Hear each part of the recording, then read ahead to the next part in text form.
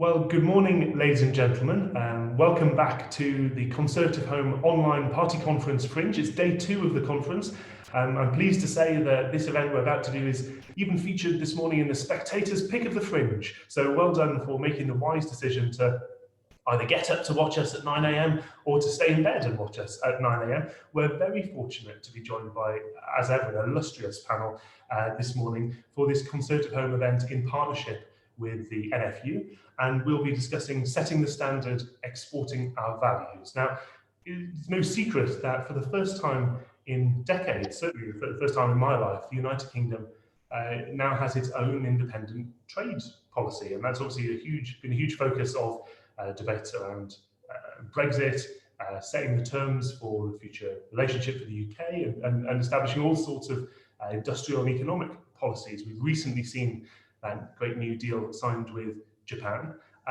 But the big question, of course, is once you've taken back control of something, what do you then choose to do with it? And that's exactly what we're here to talk about today. So we're very fortunate to be joined by, on our panel this morning, Liz Truss, the Secretary of State for International Trade, Minette Batters, the President of the NFU, and Henry Dimbleby, the co-founder of Leon Restaurants and the independent lead of the National Food Strategy. So we've got all sorts of different views from the agriculture sector, from government, from industry, from people analysing future policy on food for the UK. But most importantly of all, of course, you're not here to hear from me, you're here to hear from our panel. So without further ado, I'd like to give a very warm welcome to somebody who'll be familiar to all of you, conference star every year, Liz Truss. Well, thank you very much, Mark, and thanks for organising this very good panel. We all know that this is a difficult time for farmers at the moment, with the impact of coronavirus, the preparation to leave the transition period. But I want to today sort of lift our sights a bit to the future. And what I do believe is there is a very positive future for British farming. We know that British products have high standards that are valued around the world. And we are seeing rising exports in virtually all of our agricultural products. So this week, we had the first British shipment of beef to the United States for 24 years as the beef ban was lifted. I was down in Cornwall a couple of weeks ago at Davidstow, the producers of Cathedral City, which is of course very popular cheddar. They're now exporting into Canada and the United States. We've become a net exporter of dairy products for the first time in our recent history.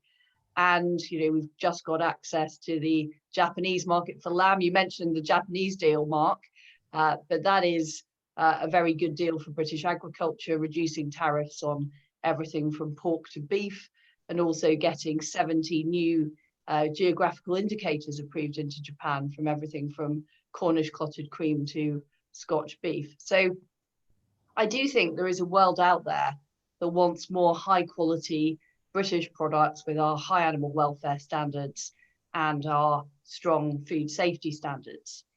And it's a vital part, in my view, of our agricultural industry that we do have those strong export markets. First of all, because we need our farmers to be open to new ideas, new techniques. We don't want to close in on ourselves. We want to be part of a global scene. In fact, we want to lead it. And in all kinds of areas, from arable to dairy, we have world-leading farmers. And I think we should be proud of that, and we should be out there on the global stage. The second point I make is carcass balance. There are lots of parts of animals that British people just don't like to eat, whether it's pigs, trotters, or particular cuts of beef.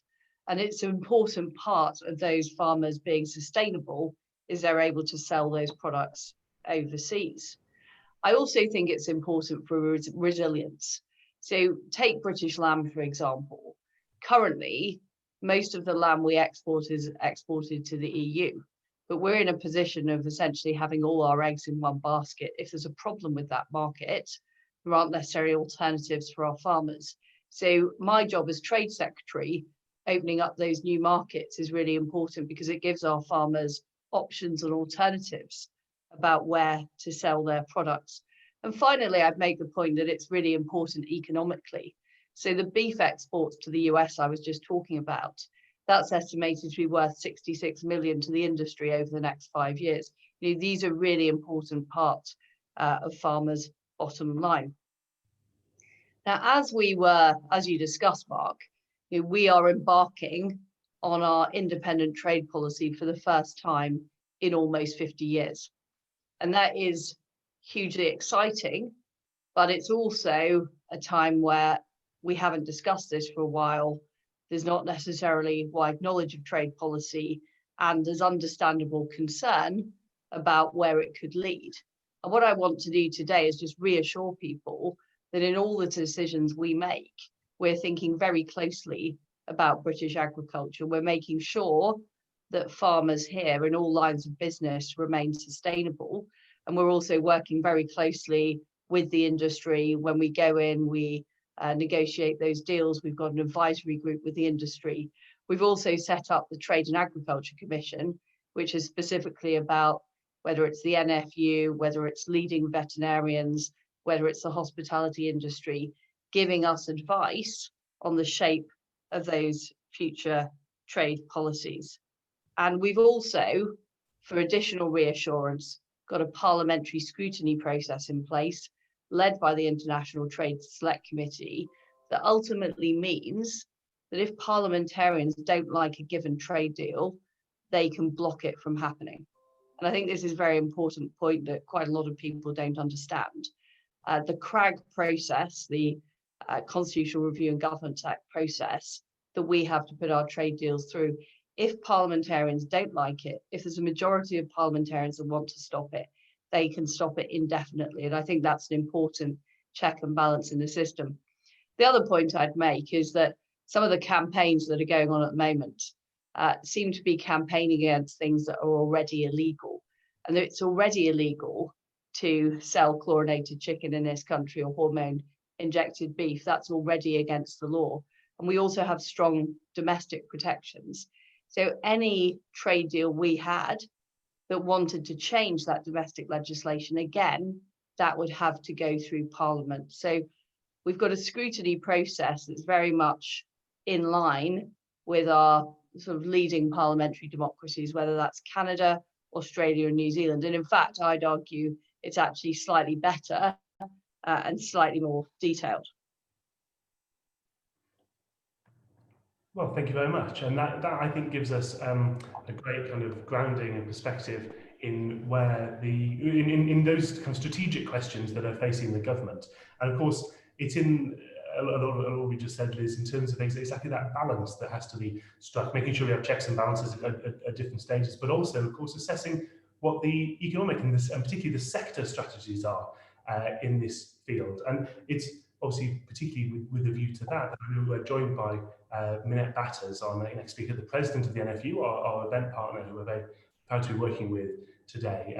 Minette, of course, is herself a farmer, a family farm, and is here particularly representing the NFU's work campaigning to underline the fact that British farming has not only amazing heritage but an amazing future, and also that as farmers are keen to export around the world, they also want to ensure that the correct strategy is in place in terms of the future for the sector in the UK. So, ladies and gentlemen, we're very fortunate to be joined by Minette Batters. Mark, can I start by thanking you? It's a great pleasure and a privilege to be working with you on this very important discussion, I feel. And absolutely delighted to be here with Liz Truss, Secretary of State at Department of International Trade, and also Henry Dimbleby, who's doing such fantastic work leading on the food strategy, of which it's my privilege to be on his advisory board. And I also really welcome what Liz Truss, I believe, has achieved in a real leadership position as we shape our new trade policy and what it looks like. And I think she has really recognised the challenges for agriculture as we set out a new pathway. We know this is a difficult area, and the NFU has tried to work constructively and pragmatically for the last 3 years on a solution that will work for government, will work for the industry, deliver on animal welfare and environmental protection. And that is not easy, because it is not just a simple case of saying, well, we will not allow imports in produced to lower standards. You've had to work out, and we have, the process for how that could be done to create a win-win, and most of all, I think, a sort of partnership way of working with the industry and government. And I just want to, I guess, touch on two things really. One, opportunity, and two, the how. How are we going to do this? We've seen phenomenal, I think, unprecedented public support. I never imagined that our campaign on food standards, a petition, really just to say that, you know, farming matters to this country. Farming matters to each and every one of us as citizens. It is the food that is on our plates every day. And I think as society, we've all perhaps come slightly out of touch with farming, with the food that we are eating on a daily basis. So we achieved over 1 million people signing up to this petition in under 2 weeks. That is unprecedented. It is one of the largest petitions ever. And it really shows the depth of support, the depth of feeling across consumers, across environmental NGOs, and across all farming organizations. And I think we, as we sit here today, looking at the world of taking back control and what that means, it allows us to say, what do we want to be known for on the world stage? And the UK has rightly in this area always been a leader. And one really good example of that was the ambition that, as Prime Minister David Cameron set out, which was to lead the world on antimicrobial resistance, recognizing that there was a massive challenge on the back of the Lord O'Neill report that said we faced an apocalypse in the National Health Service in the way we treated patients and used our antibiotics, both in the livestock sector and in the human health treatment. That drove meteoric change in this country and allowed us to be on the world stage. Many of you will have heard Dame Sally Davis in many different places. She finished off at the World Health Innovation Conference in Doha by saying that British farmers were now leading the world. They had massively lowered their antibiotic usage. And indeed, when I spoke to colleagues out in Rome, they said, we are fed up with hearing about how great British farmers are. But it really, really shows here a clear example of leadership, of aiming high and taking others with you. And we host the COP here next year, the most important round of climate change discussions to date. And I think I absolutely share with Liz Truss the sort of frustration in some ways as to how this is portrayed in the media. It's very binary in its approach. We have very good connections in the US in particular. I've worked very closely with Erin Fitzgerald, who heads up the US Farmers and Ranchers Climate Change Mission in the Race to Zero. And I really look forward to working with her next year as part of the COP Climate Champions in the year for action. 2021 is the year for action. And I think as farmers, we have such a fantastic opportunity to lead the changes that this world needs. We have to remember that COVID even is a standards issue. China has joined the Race to Zero. I was due to be speaking in Beijing this November. Sadly, that is not happening. There is a real opportunity for us, the UK, to lead this green recovery that this world so desperately needs. And I feel as farmers, the whole sustainability challenge, getting back to natural products, getting back to a sustainable way of living is going to be at the forefront of all of this. I just want to touch very briefly on process, Mark, because I think, you know, that in many ways, the withdrawal agreement is an absolute example of MPs finding out now that this isn't quite what they thought it was going to be, and oversight and scrutiny is going to be absolutely essential. So we have to lay out this world-class trade platform and what it is going to look like, how it is going to be scrutinized. I applaud the efforts, as I said at the beginning, of Liz Truss to set up the Trade and Agricultural Commission. She's led the way on that. Many people have said it hasn't got teeth. Well, those teeth can come. It's important that it was set up and put in place. But really, regardless of whether you call it a commission, a panel, a group, a quango, what we need is a team of experts who ultimately will produce a report on every free trade agreement. We'll look at opportunities, we'll look at challenges. This must be technical experts. Liz very kindly invited me to be on the commission. I refused because I feel, and she understands this, that it should be experts. So this group needs to be technical experts covering sustainability, animal welfare, food safety. I believe the FSA should very much be part of it. So we look at where any of the gaps are. It must produce a report to Parliament, and we strongly believe that Parliament should have the final say.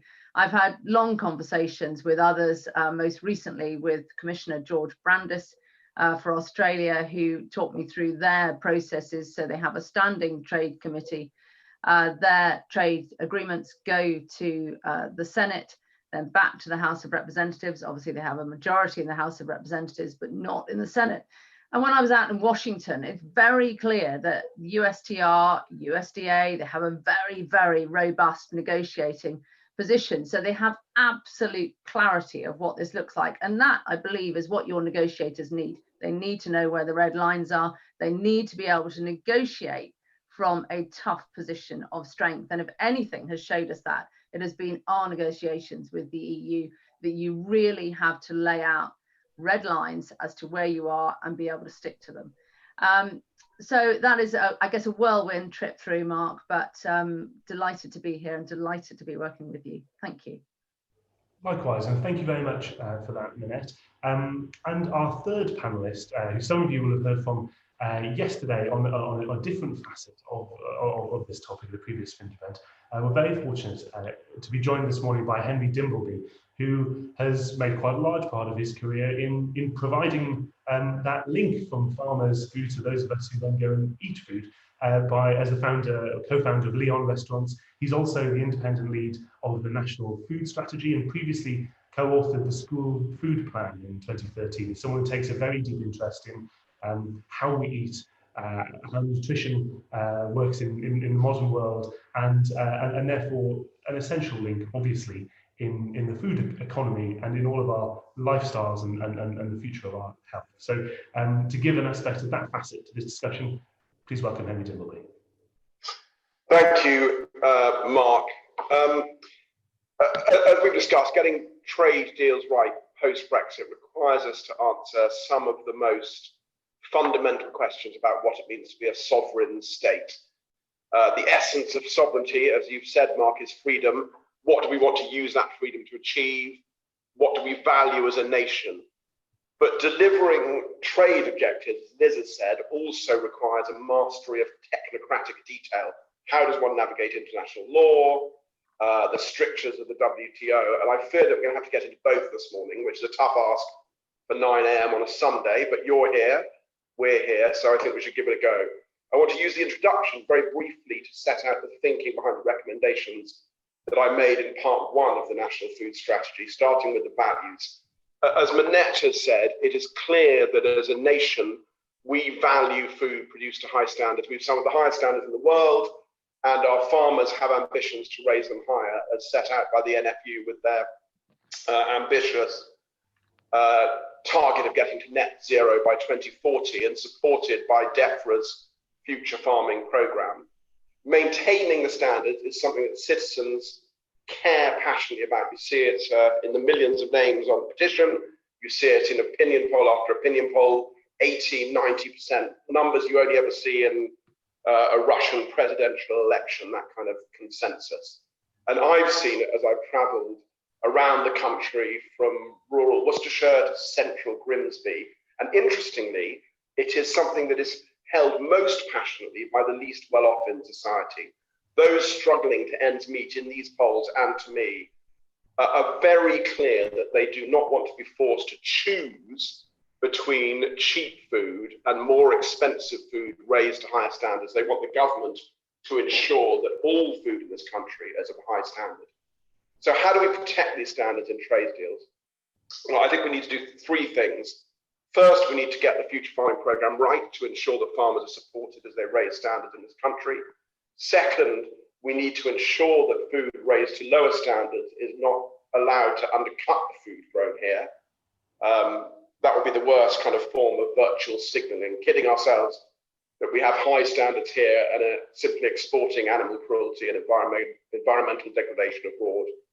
And finally, as we move subsidies from land-based payments to payments for public good, we need to ensure that we do not allow our farmers to be undercut by food that is heavily subsidized by foreign governments, thus undermining our production base. And I set out 3 recommendations in part 1 of the strategy that would help us achieve this. There is a long established precedent that trade deals must be negotiated by the executive, and it would be impossible to land a trade deal if it were allowed to be amended clause by clause in Parliament. However, in their essence, trade deals are about how we balance our values against those of our trading partner, and they set out technocratic means we use to do this. They're nuanced decisions, and scrutinized decisions make better decisions, which is why every nation in the G10 has stronger arrangements for parliamentary scrutiny than this government has currently set out. Australia, Canada, the EU, the US, Japan, Switzerland, all allow parliamentary debate on trade bills. In fact, all of those countries actually have a vote in Parliament on trade bills. And these nations also carry out an assessment on trade-offs in those trade deals and give Parliament and critically the equivalent of their select committees to respond to this assessment.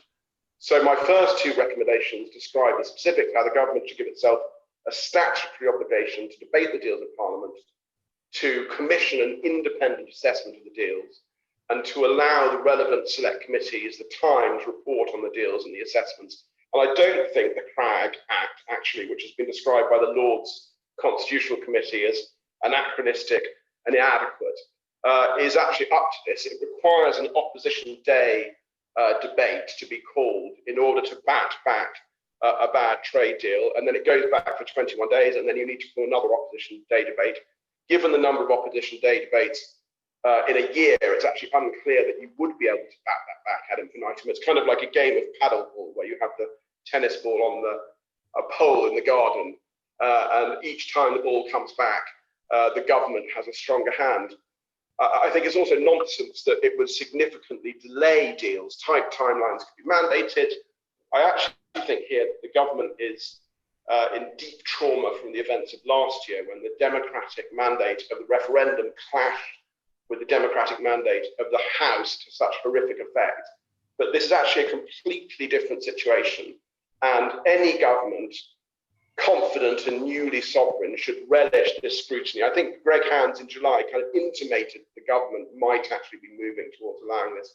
I don't think there's any downside to it, and I really think that they should allow the scrutiny. Finally, I recommend a mechanism for how we can assure that food grown to lower standards doesn't undercut food in this country. And that involves keeping the existing trade arrangements, as we have done with Japan, actually improved it from the deal that we have with the EU. It's a fantastic job I think the government's done there.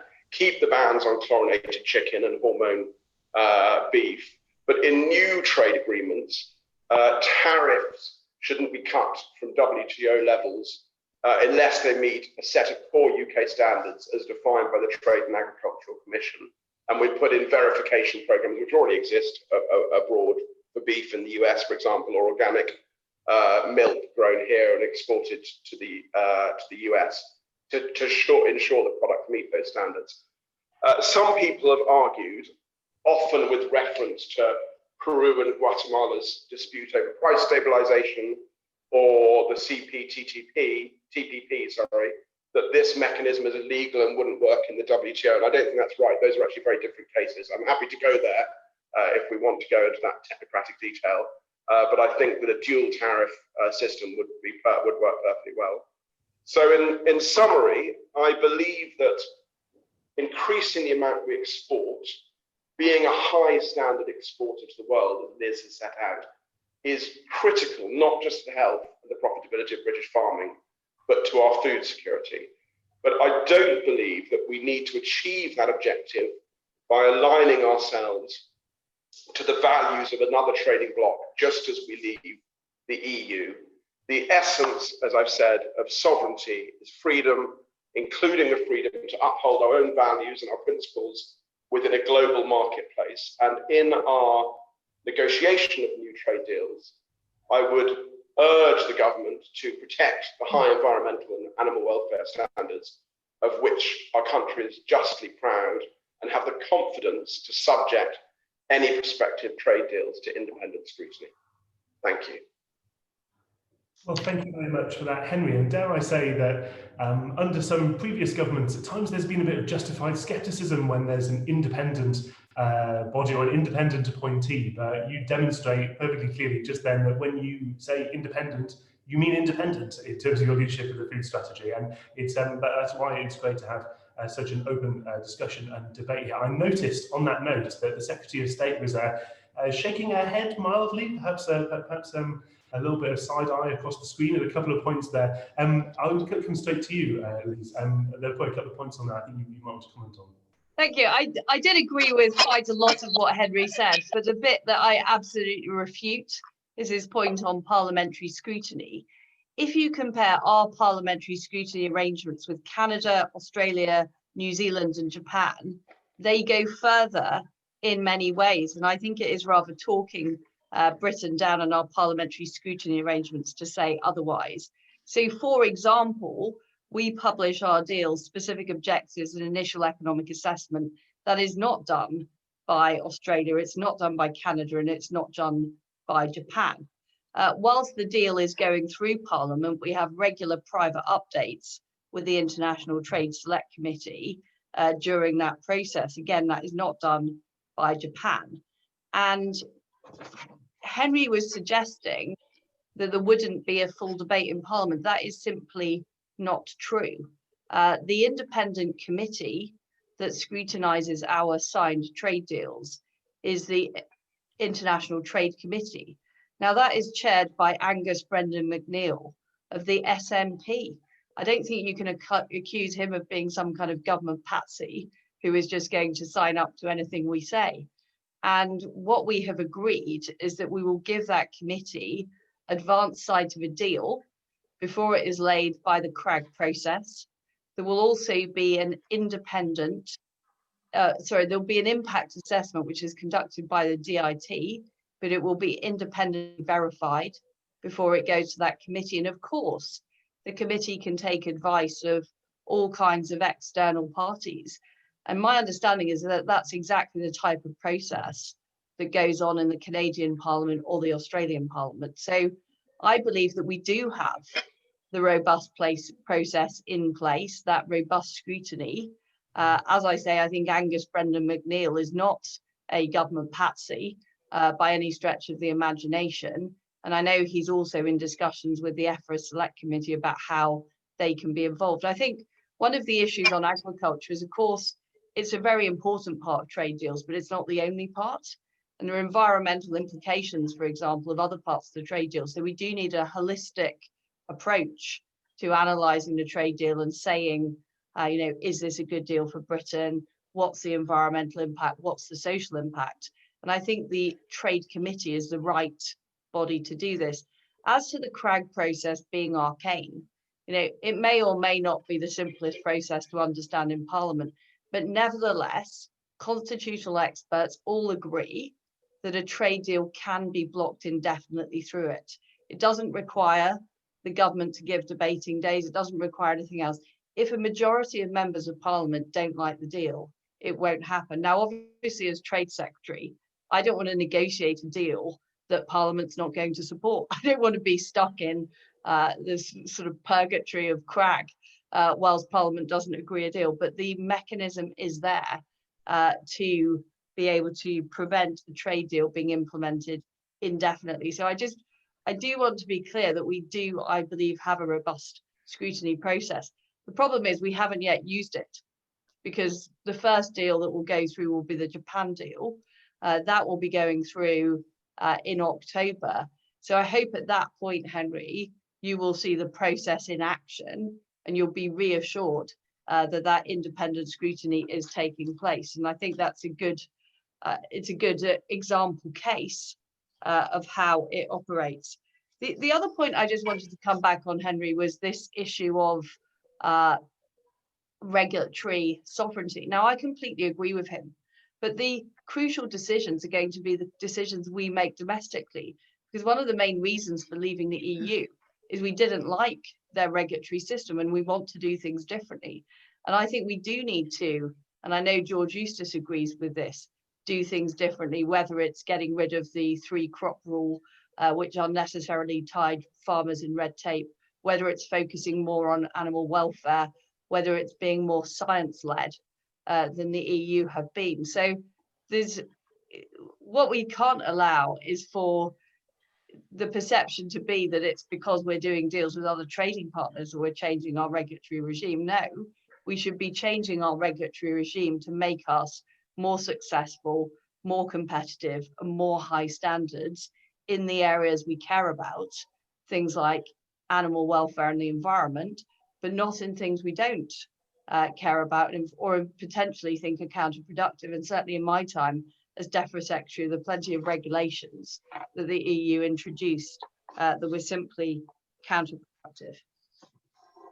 Thank you very much. Minette, can I bring you in on this? To a certain extent, we've had 40 odd years in which agriculture policy and trade policy was in large part set by a commissioner somewhere or a commissioner elsewhere with some forms of consultation, but now we have a very different system. These powers are now returned to Parliament. We've heard about Henry and Liz's views on scrutiny and so on. In terms of the representation of farmers, like the way in which farmers can contribute to these discussions, to feed in through their elected representatives, the government, what works at the moment about the kind of system that's being set out, and how ought it to change, if indeed at all?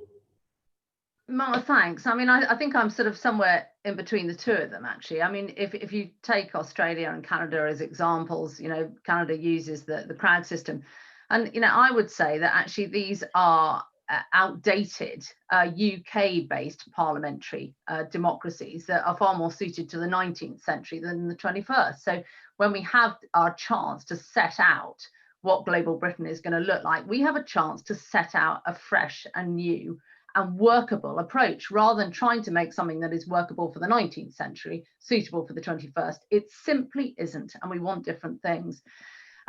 I'd also say, and the Secretary of State makes a point about select committees, to my knowledge, Parliament has not had a single vote yet to date on any of the negotiating objectives.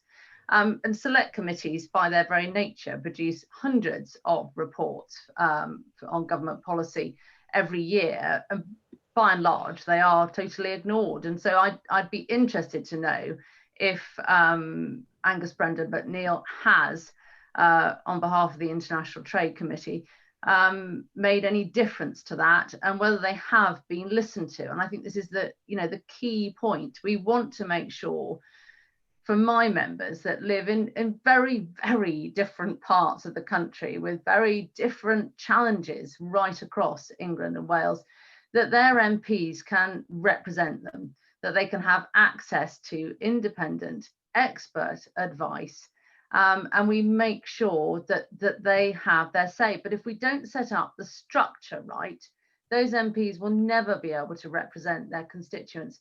So I think that I lay out something that is in between where Henry and Liz are, but this is a chance to shape it differently rather than making existing mechanisms of government try and work. Those were effectively for the time in the EU. Why not do it differently? Why not set out now what we do need? I mean, Canada is very unhappy with the crag structure. We don't feel it would work here.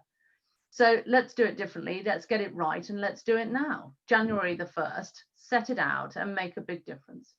I saw Henry Dimbleby raise a hand there. Henry. Yeah, I just wanted to respond to Liz on a couple of the points you made. There are basically two elements to the scrutiny. There's the independent reporting and assessment of the deal, and then there's the parliamentary scrutiny. And in my report, she's right. I say that the scrutiny arrangements are better in Australia, they're better in New Zealand. They're not independent, so they're not as strong as the EU, they're not as strong as the US. And I think, as Minette says, there's an opportunity to make them stronger. I agree, ideally, they shouldn't just be about agriculture, they should be across the whole of the trade deal. So on the independent assessment, we are in the middle of the pack. As Minette says, I think there's an opportunity to do better. On Parliament, I just don't get it. I don't understand. And I'd love to explain why you're falling back on Cragg. It doesn't seem to me there's any need to do it. You should embrace parliamentary scrutiny. 3 treaties have been tabled in the history of Cragg, non-trade treaties. None of them came to the House of Parliament. Why don't you just say we'll debate this thing in Parliament? Where's this resistance and the need to fall back on this weird 21-day paddle game coming from? And before I bring the Secretary of State in on that, I'm going to bring in a related question from a viewer. Vicky Hurd from Sustain asks, if the International Trade Committee said a deal was unacceptable, is it true that you can respond, say thank you very much, but ignore it? Liz.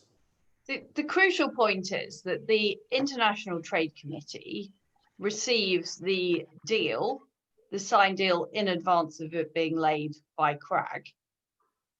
It also receives the independently verified impact assessment on issues from environmental, social, animal welfare and economic. It then consults with independent experts, produces a report. That report is laid in Parliament. Parliamentarians debate it. So I explicitly disagree with Henry's point. We have agreed that there will be a debate after every signed trade deal. At that point, the Cragg process is triggered, where if there is an objection, essentially it can be delayed indefinitely following a vote. I mean, I think that is a pretty robust process. I mean, people might complain about exactly how Cragg works and, do you have a blocking power rather than up or down vote? But fundamentally, as we saw in the last Parliament, if Parliament doesn't want something to pass, it won't let it pass. And we've never had a new trade deal through Parliament. The test case is going to be Japan. So all of the other work we're doing at the moment on rollover deals, so for example, Canada or Singapore, those are all covered by the trade bill because we're negotiating something that is exactly the same or very similar to what the EU did. Whereas the Japan deal, because it goes further than the EU in a number of areas like data and digital, geographical indicators, mobility, that will be subject to this new process that I'm laying out. And Minette said that this isn't new. The International Trade Committee was only set up 3 years ago following the Brexit vote. So this is a new process. It's a new committee. Its number one job is scrutinising trade deals. And I've had a number of discussions with the committee. They take their responsibility very seriously because they know that if they don't do a good job on the Japan trade deal of properly scrutinising it, then all of the people on this Zoom call are going to come after them and say, well, that was rubbish. They weren't properly independent. The debate in Parliament wasn't good enough. So, my view is let's work this through for Japan, show how the process works. We can obviously look at, are there any improvements we could make? But this is something we're doing for the first time in 40 years. And I think using the Japan deal as a example, seeing how that process works, and then potentially looking at the future about what might be done differently. But as Trade Secretary, I want a deal that Parliament has properly scrutinised, properly looked at, properly debated, and is fundamentally content with. And it's not just about the deal itself, it's also about the implementation of the deal. That's important. So we need to make sure we're monitoring deals, that they are delivering what we said they would in the first place. Thank you. So I know that Minette Batters has something to say on that, but while she does so, I'm just going to insert another question. We're going to go around the whole panel. We'll start with... Can I make one other point, Mark, which is I do find the idea that the EU is the paragon of scrutiny rather bizarre. I can, from a Brexiteer perspective, I can sympathise with that view.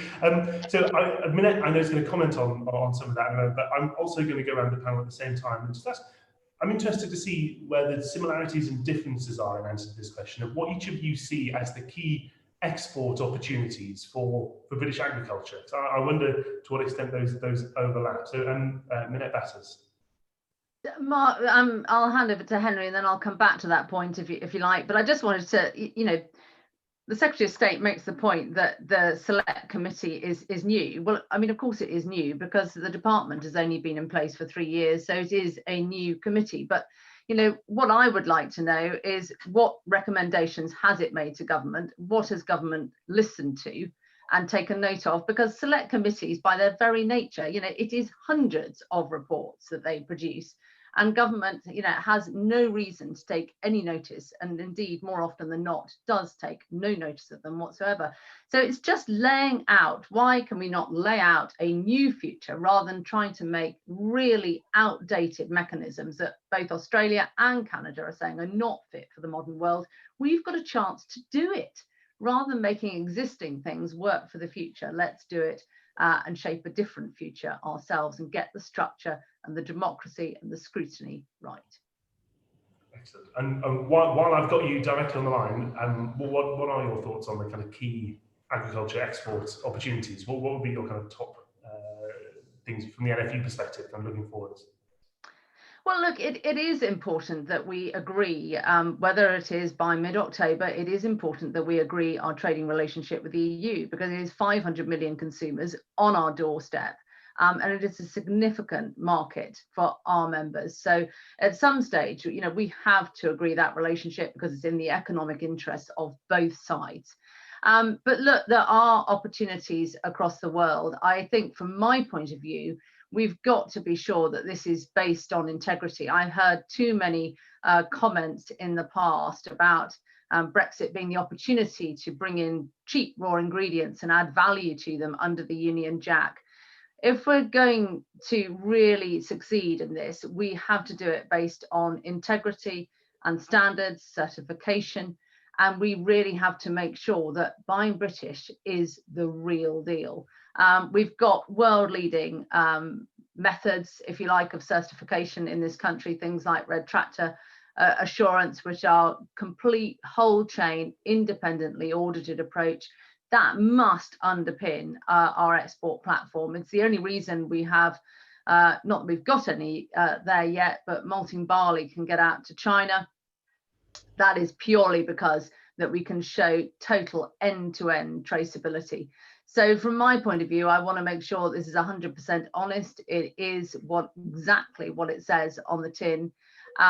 We have to, I think, recognise that we have a very high cost of regulation in the UK compared to other countries. And that is really simply all we're saying. We want to try and make sure that we raise the global game. We get others lifting up. I know I was out in America, and there are states with the same certification systems as we have. You know, there are comparable systems. There are many that are completely incomparable.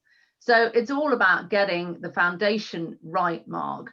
And then I think, you know, we have to be ambitious. We've been lazy exporters for our entire time in the EU, particularly of agricultural products, because we've got such a large home market. So we really do have to turbocharge our export platform for agri-food. I believe there's a real partnership structure with the Agriculture and Horticulture Development Board, which farmers pay £60 million worth of levy into. And I've made the case strongly to government that we should work in partnership for what this can look like. Henry Dimbleby. On export opportunities? Yes, yeah. So I'm very excited about the opportunity for increased exports of British agriculture. I think that as the demand worldwide increases for more sustainably produced food, but also we're going to increasingly see a demand for food with a greater nutrient density, for different varietals of crop, and actually for the knowledge. And I think we can become big exporters of the knowledge required to have sustainably productive farming. I think all of those things are huge. And if you look, you know, I was talking to a large veg supplier, and he was saying that he thinks the East Coast of America, for example, is potentially a huge market for UK veg. So I think that, you know, the opportunities there are enormous. And as I said before, I think that one of the current things we need to change about British farming is how low our exports currently are. I think that if we want to have a thriving British farming sector. It needs to have a much stronger exporting base, and that, as I said, will not only make it more profitable, but will secure our food security in the future, because it will give us a surplus in the form of those exported goods. Secretary of State, obviously you became a gift star for opening new pork markets, most famously, among other gifts. But can you give us some insight into where you see, following Japan, where you see the big target opportunities as being? I would point out, Mark, that pork exports to China have gone up significantly since that speech indeed in the last year. So I've read the statistics. It's a gift come true. So, I'm not sure if it was a direct correlation. But I think we've got a huge opportunity. We are seen as rightly as a high quality, high standards, high welfare producer. I agree with Minette about the import-export point. People want provenance. They want to understand where their food comes from. And I think that's a powerful message across the world. I think rather than competing in commodity markets, we should be looking at quality, branded goods. I was very struck when I visited Davidstow, and they told me that a third of all local dairy farmers in Cornwall and Devon were now signed up to supply milk into Davidstow, and that Davidstow cheese is now being exported around the world. That strikes me as the type of business model where you have high quality raw ingredients, a popular brand like Cathedral City, global reach. That strikes me as being a strong future for UK agriculture. And just another comment on lamb. I do think we need to find more alternative markets for our lamb industry. The US is the second largest importer of lamb in the world. We need to get that ban lifted. The Middle East is another strong opportunity for UK lamb. I think it's very dangerous when our farmers only have one main market that they can access, because if something does happen, that makes life a lot more difficult. And I think if you look at great agriculture exporting nations like Australia and New Zealand, they have created a sort of web of trade links around the world that they use to their advantage. And that's the type of direction that the UK should be going in. Thank you. And to bring in another listener question, our listener JV, good morning, asks, how is the UK learning the lessons of TTIP and ensuring UK trade deals can earn the trust of the public? Secretary of State, obviously, I know that'll be particularly on your mind at the moment. So can you give us an outline in terms of how that, it hasn't always been done well in the past, I think it's fair to say. I think it's a very good question. And I think in the debate we have now, and some of the stuff that gets bandied around about chlorinated chicken, we're suffering from the failure to properly engage over TTIP.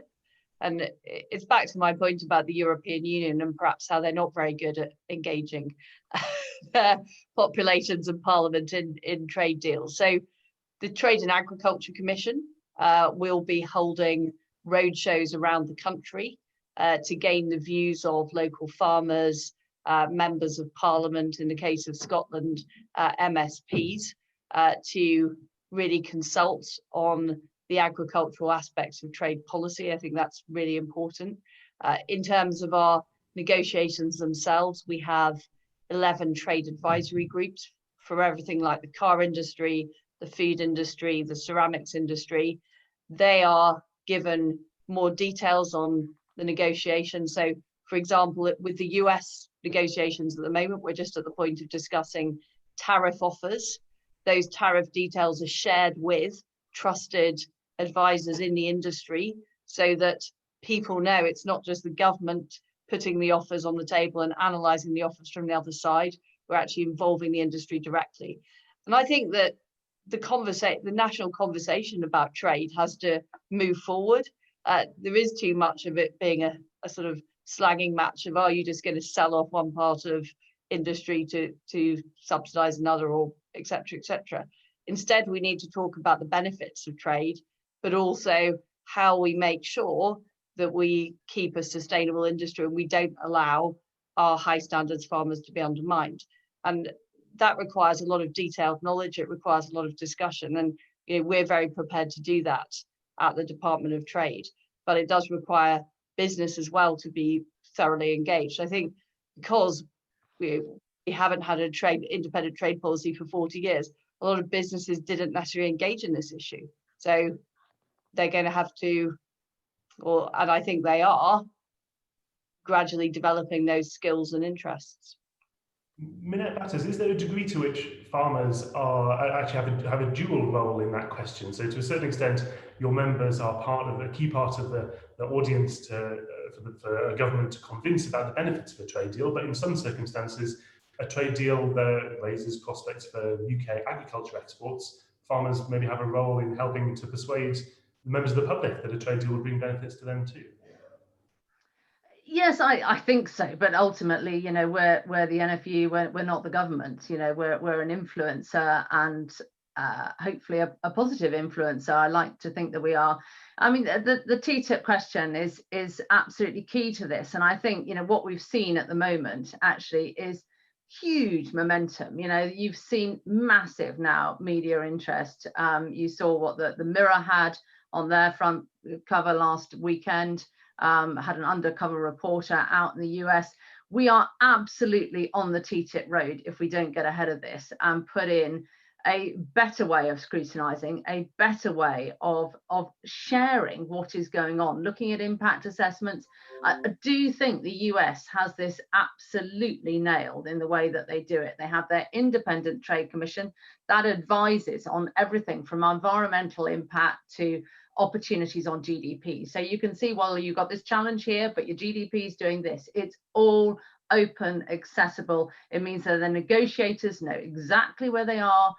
The public know exactly where they are. Everybody has absolute clarity. And, you know, I fear if we don't get ahead of this and we don't lay out a way of scrutinizing, of having clear red lines, the agricultural bill will be back in the Commons on the 12th, Monday the 12th. I expect to see a red line commitment on this commission group, whatever you want to call it, that it is there in place for the duration of FTAs, that it reports to Parliament and Parliament has the final say. Now, that is simply democracy, Mark. It is nothing more than a democratic approach. I believe it's a world-leading approach. I think it sets out a new ambition. So that is the ask. Otherwise, with a population, you know, we have one of the most prized food markets on the planet. It's only when I speak to the Argentinians, the US, the Australians, who all say, gosh, your market's an untapped market, it's full of potential, and their eyes light up.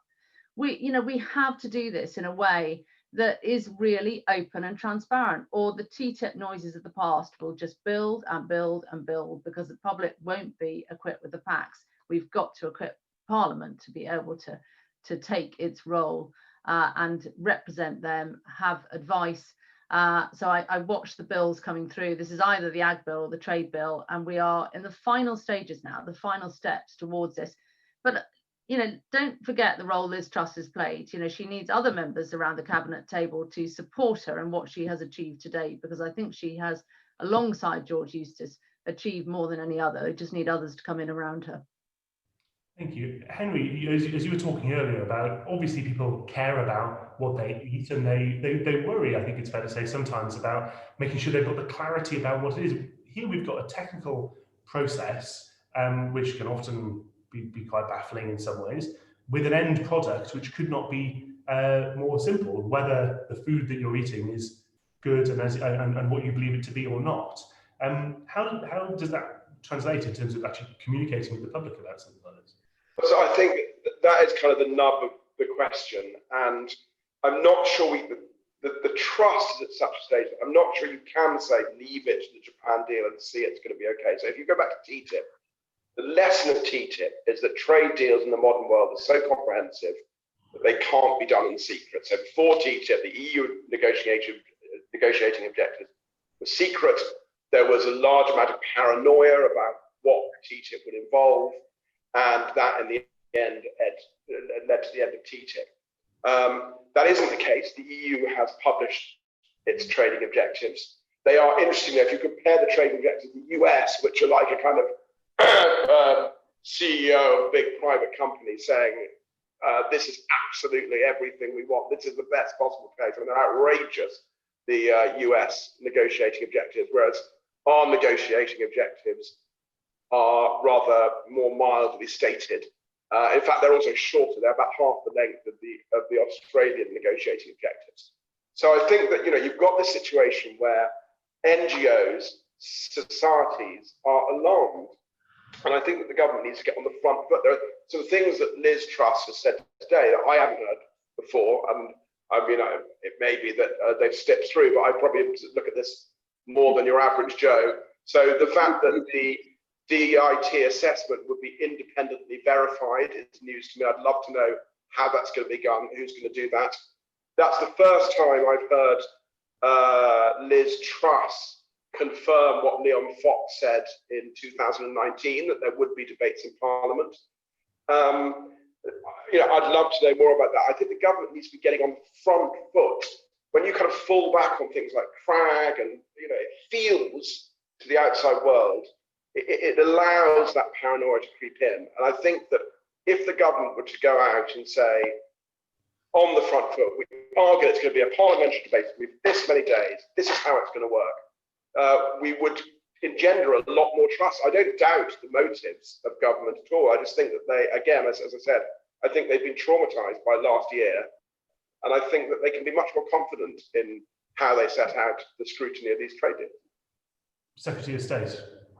Well, thank you. And first of all, I agree with Minette that the UK is a very prized market, and we are finding that country after country is coming forward wanting to commence FTA negotiations. There's no doubt about it that we have a huge pipeline of potential opportunities. And in terms of our process, I think it's always a struggle, because until we struck the Japan deal, we didn't have any actual deals we were talking about here.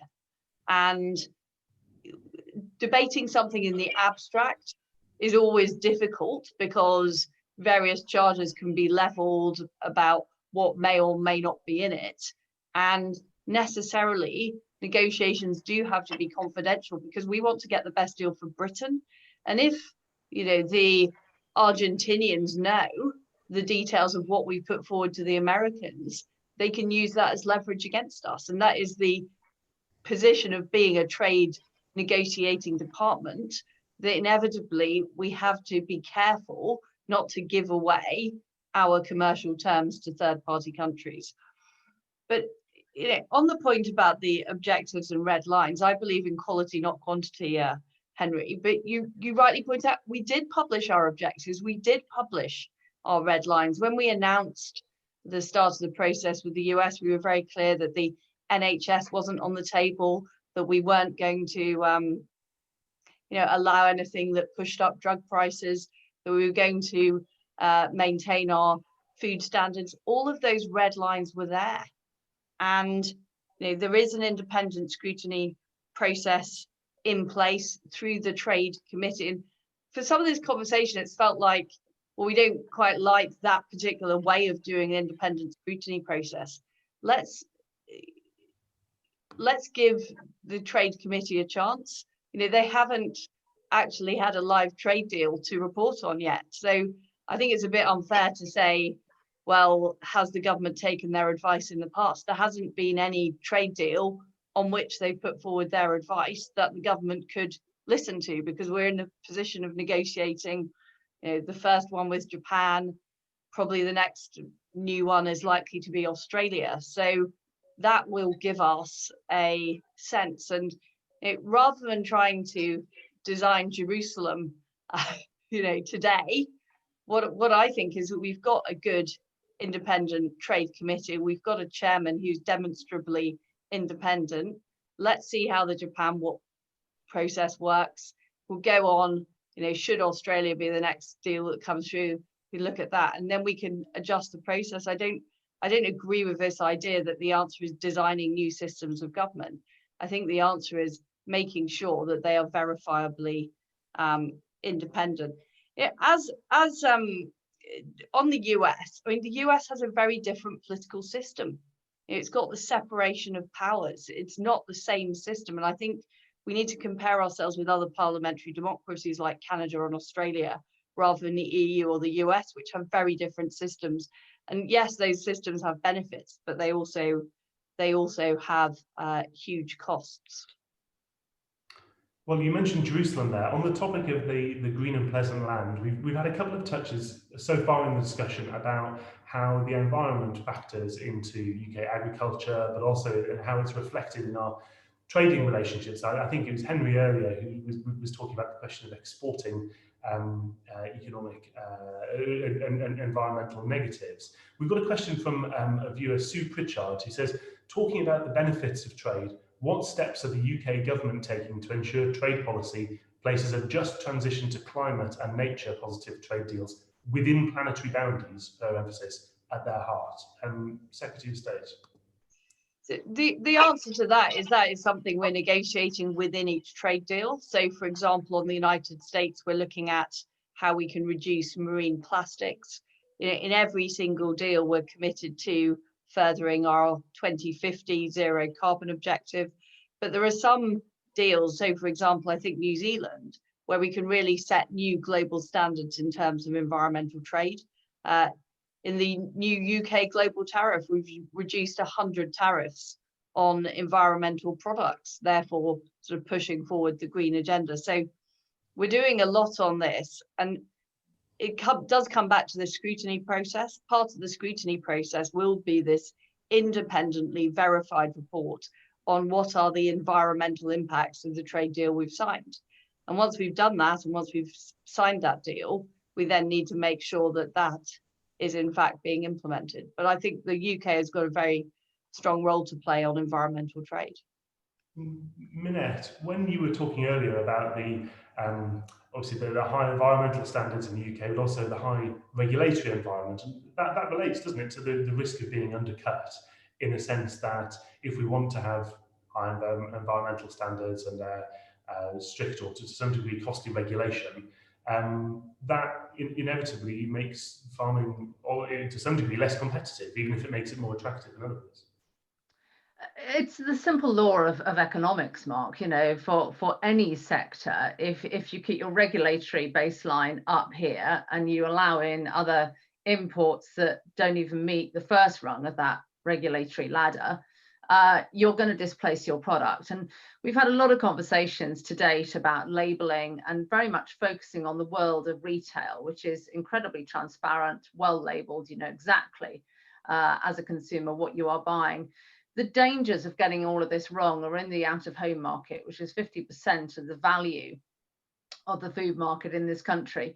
You know, we have no mechanism to date of how we would look at the out-of-home market, of how we keep it honest, of indeed how we keep it honest at the moment, which in many cases you can say something is produced within 25 miles of London. Who knows whether it is or not? There is no way of checking you know, that food in those out-of-home outlets. So we've got to make sure that, you know, we have a way of I guess, you know, keeping those standards integral to what we want on trade. And poultry is a very, very good example. We've had so much talk about chlorinated chicken. The thing is, if we don't put a marker in the sand, if government doesn't put a red line down in the agricultural bill, you know, that allows secondary legislation on any day of the week effectively to change it. You know, you have to put that marker down and say, no, you know, we're going to stick by our word to date, and we're going to put that marker down now. And the marker that we are talking about is very much about process. So on poultry, you know, we insist on stocking density. We insist that birds have a certain area. We insist that they have light. We insist that they have vet med oversight. You know, we've got a whole load of rules and regulations about how our poultry birds are kept. In other parts of the world, they don't have any of that. So in the US, as an example, in many states, there is no federal legislation whatsoever, none. So it's not rocket science to work out that chlorinated chicken is a red herring. It's about the cost of production and the values that you want to maintain. Now, if those values are good enough for us in this country, for our producers, then they should be good enough for other parts of the world. And don't forget, this all leads back, all roads lead to antimicrobial resistance and why this has been done. This hasn't just been done because we want to see a chicken on a 10-foot high straw bed. We want to do it because it is the right thing for human health and animal health. And that's the key point in all of this. But you've got to put for your negotiators, you've got to put a red line down at the beginning. Otherwise, they haven't a clue, and they'll only find the bear trap right at the end of the negotiation. And this is the process that the US has, regardless of the structure. And it is, as the Secretary of State rightly points out, it is very different, but they do have a very, very transparent process, which we could do. Just on that, is there a risk that somewhere on this kind of sliding, the way we set the balance, that the UK runs the risk of wanting to have its high production value cake and eating it, in the sense that we maintain great values in the UK, we avoid being undercut by foreign imports, but in doing so, we to some degree nobble our export market in terms of our competitiveness abroad? Look, by its very nature, Brexit exposes everybody to far more trade. You know, we are going to see far more imports of agricultural products, because we are going to be negotiating trade deals with agriculture being a key part of that trade deal. So for Australia, for Canada, for the US, agriculture is a big part of that trade deal. Now, a bit of a challenge for us in the UK is that the goods sector is only 20% of our economy. We're now an economy based on services and financial services. That's 80%.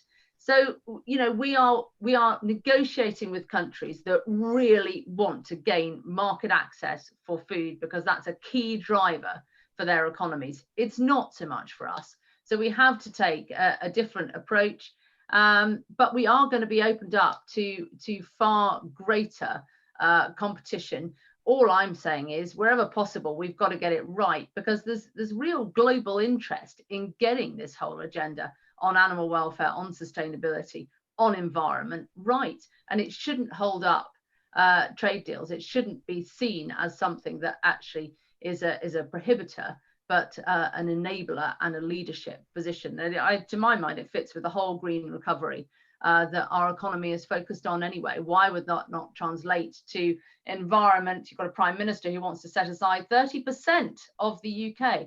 Well, if we're going to do that, we've got to have businesses that can stand on their own 2 feet, that are profitable. That is going to be essential. And Henry, if I could bring you in on this, related to, actually, we've had a question from the audience and linked to topic. Alex Kenny of the British Heart Foundation is asking whether, say, the obesity strategy would be at risk from a deal with the US if America opposes restrictions on junk food, as Alex puts it. But this is a question, not just, it's easy to talk to some extent about the quality of food, but how do you go about making sure it's actually affordable and accessible to people? You know, how do we ensure that high quality food isn't only available to the people who've got a high quality budget? Well, on that, first of all, the cost of the ingredients, cost of farm-produced food is a tiny portion of the cost of the food that people eat. And I don't buy that environmental degradation is a long-term solution to poverty. If that is your argument for eating food that's going to destroy the environment, I'm sorry, we've got to find another way of solving that problem.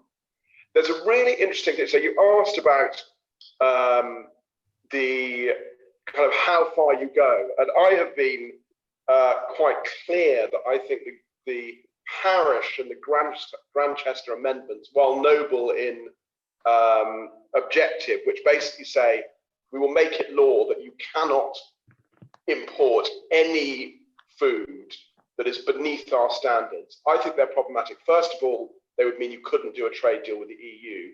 Secondly, it would mean that every time you wanted to increase our standards, then you'd have to go back and renegotiate trade deals, or you'd have to, you know, no one would sign a trade deal with you on that basis.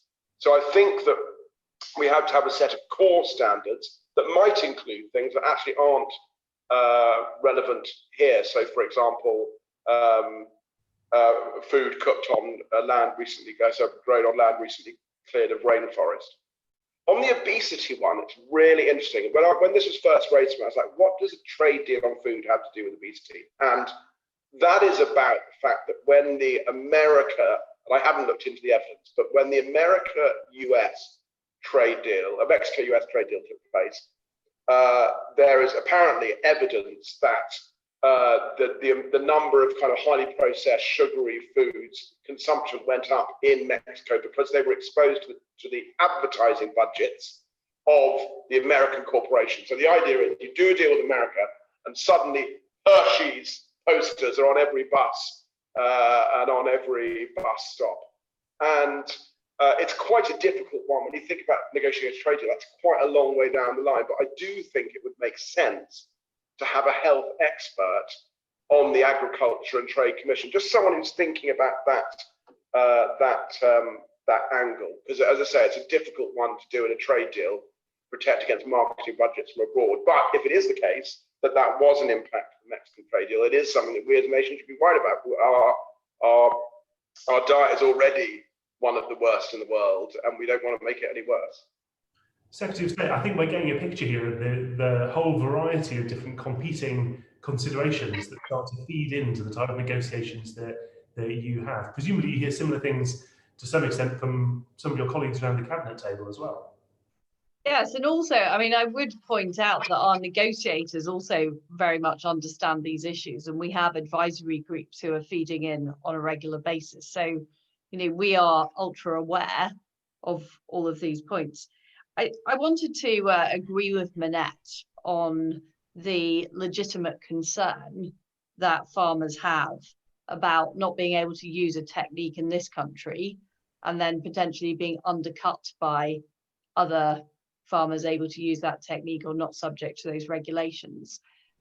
I think that is legitimate, and that is something that we're looking at very closely. And it's what I said at the start, making sure that our farmers are able to continue to operate in the way they operate in a high standards, high welfare fashion without facing that risk of being undercut.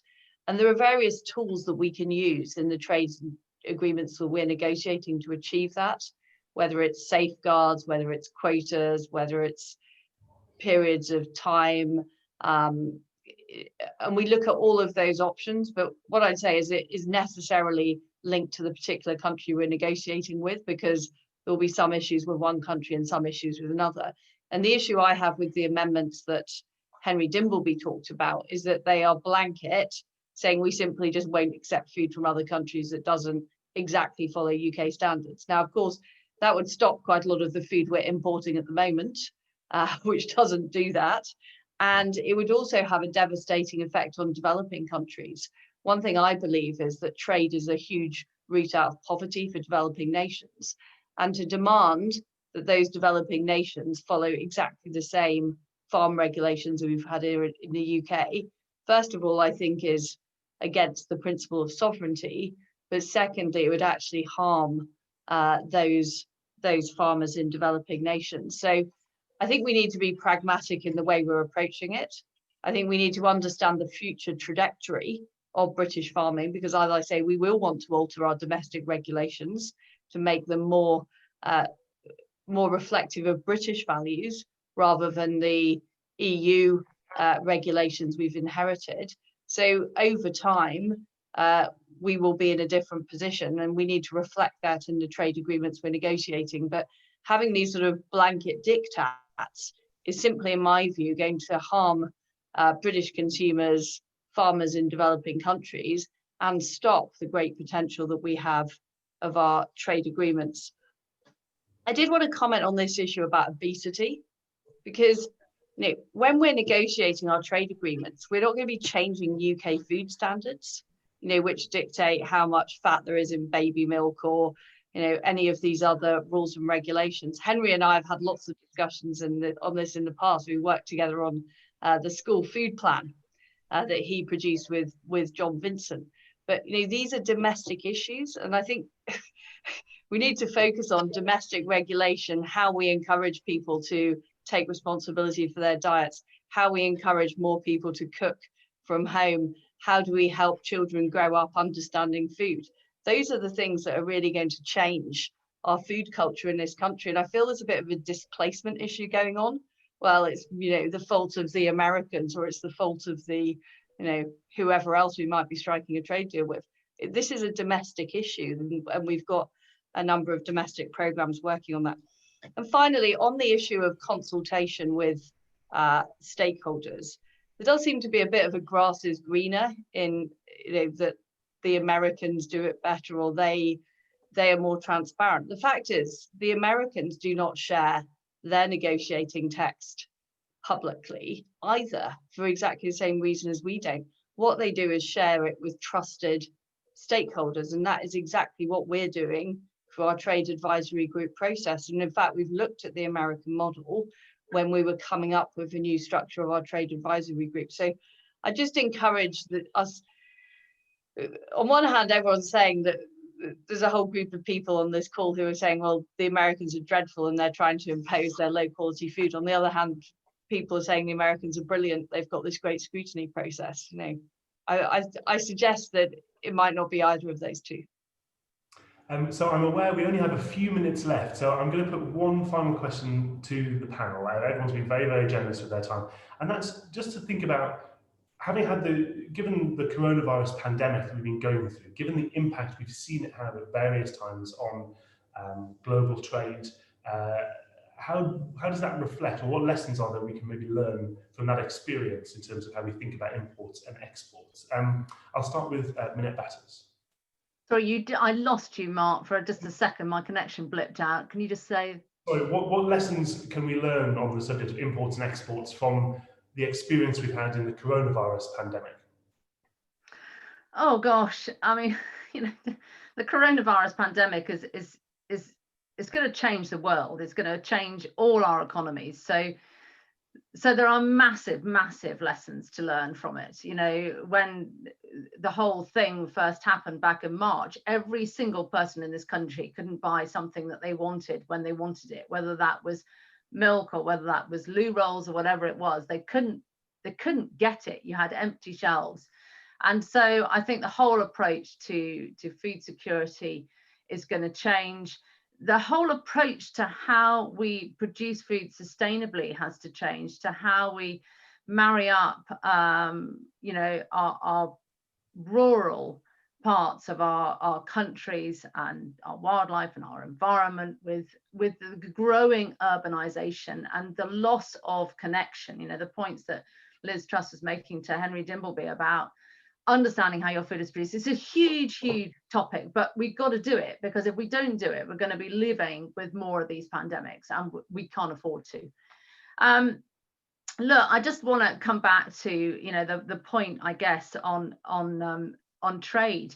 You know, the point with Parish Grantchester is that it's not a binary approach. Government can choose to define what it wanted out of Parish and Grantchester. It doesn't have to take it complete. We don't have to be saying to the Australians, you have to cut hedges at this time of year like we do.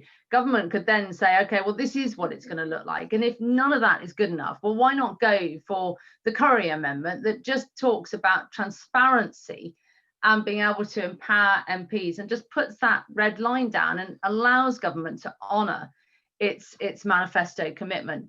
And I think, you know, you've got to look at what has gone on in America. You know, Trump is so popular in the US with his Buy American approach, because actually, you know, there are massive parts of the American economy, cars in particular, that have suffered from bad trade deals. And there are always losers, and New Zealand too. You know, trade liberalisation means lots of farmers went out of business. And my plea on behalf of farmers to government, above all else, is to be honest about all of this. This is not going to be the land of milk and honey for all farmers. There are going to be challenges. There are going to be things that go wrong. There is going to be greater competition. So if we keep going saying life is going to be so much better, other countries across the world, sovereign economies, show you that it's difficult, it's hard. There are winners and there are losers in trade, and you have to fight hard and dig deep. And I very much hope this government will support the Curry Amendment. I recognise the challenges that they have, but I think that leads the way out of all of this. I think it will close down the huge amount of noise that is building and building and building, and allow us to work together in partnership, which is what we need to do, because I believe most of us, we all want the same thing. We've only got a couple of minutes left, so very briefly, please, Henry Dimbleby. On COVID, actually the system held up pretty well to COVID, and that's because most of the impact on the system was government reaction to COVID, closing down the economy in specific ways, self-isolation, and because it was government doing that, they could also mitigate it, so they could ensure that food flowed across borders, that farm workers got onto farms and so forth. But I do think that has, as Minette says, changed our understanding of what might happen. And I think in terms of zoonotic disease and climate change, it will hopefully broaden people's horizons in terms of what might happen. And then just finally to Minette's final point, I agree, which is that I think, and I'm really interested by what the Secretary of State was saying on independent scrutiny. I'm really interested about what she's saying on debates and looking at Canada as a model. Canada on CETA had 13 days of debate in the House, 4 days of debate in the Senate, 8 days of committee debate. So that would be an absolutely fantastic level of scrutiny. Not sure we quite got the parliamentary time for it. But what I would say honestly, Secretary of State, is I really think that the Tory backbenchers are desperate not to rebel on this. In the Curry Amendment, there is the basis of a change that you could get on the front foot and made. If you've got on the front foot, and I think you might need to tweak the Curry Amendment slightly and say we're going to amend it like this. Here is what that you just mentioned, the independent assessment, and here is what we're doing with parliamentary scrutiny. I don't think there would be any downside to you of that at all, and I think it would just free up all of us to start worrying about other things. I think that is a real opportunity that you have before you, just to get on the front foot, and I urge you to do so. And finally, she's been extremely generous with her time and her insight. So final word from Liz Truss before I wrap up. Well, thank you very much. This has been a very lively way to spend a Sunday morning. And I do think that, broadly speaking, we do want the same thing, which is we want a positive food culture here in the United Kingdom. We want trade deals that benefit our farmers and our country. And we want a democratic scrutiny process so we can make sure that not just parliamentarians are involved, but everybody across the United Kingdom understands what we're doing when we sign trade deals, understand why we're doing it, and understands what the future looks like as a result of that. And I'm very committed to that. We've got involved in quite a lot of detail in this Zoom call, talking about the CRAG process and so on. And we will be laying out more detail in due course. But please rest assured that I am very committed to it. I love the idea of 13 days talking about trade in the House of Commons. The problem is getting the chief whip and the leader of the House to agree to that, Henry. But if it was down to me, I'd be absolutely delighted by that. Thank you. Thank you very much. On that note, we'll actually be doing a live episode of the Mogcast with the Leader of the House on Tuesday evening. So I'll get Paul Goodman, Conservative Home's editor, to maybe raise that with him, lobby for a bit more trade debate time. It only falls to me now to say thank you so much to each of our panellists, Minette Batters, Henry Dimbleby and Liz Truss, the Secretary of State for International Trade, for joining us today. It's been a fascinating discussion. Crucially, it's been a discussion in which people have disagreed, and we've been able to actually back and forth some of these issues which are contentious but essential. And thank you to all of you at home for tuning in to watch us, whether it's been via Zoom or inside the Conservative Home tent in the Conservative Party Conference website. We will be back at Conservative Home at 11 o'clock with our next event, which is Back in Business, What Can Modern Universities Do to Support Britain's Recovery? That's with Michelle Donlan, the Universities Minister, in partnership with Million Plus and the Higher Education Policy Institute. That's back on Zoom or on the Conservative Party platform. Thank you again to everyone for taking part. And I've been Mark Wallace. Have a lovely day.